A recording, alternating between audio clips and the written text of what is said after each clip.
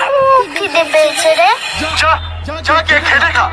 তখন সেই পুরোহিত বাচ্চা মেয়েটিকে ধাক্কা দিয়ে ফেলে দেন।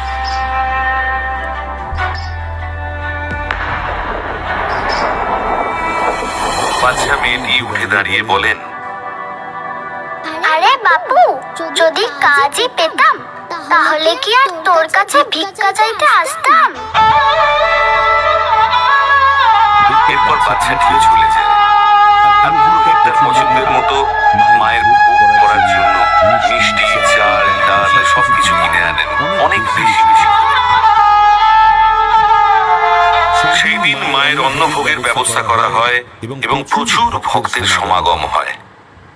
পুজো চলতে চলতে হঠাৎ পুরোহিত লক্ষ্য করেন যে মহাদেব আছে, অথচ মা নেই।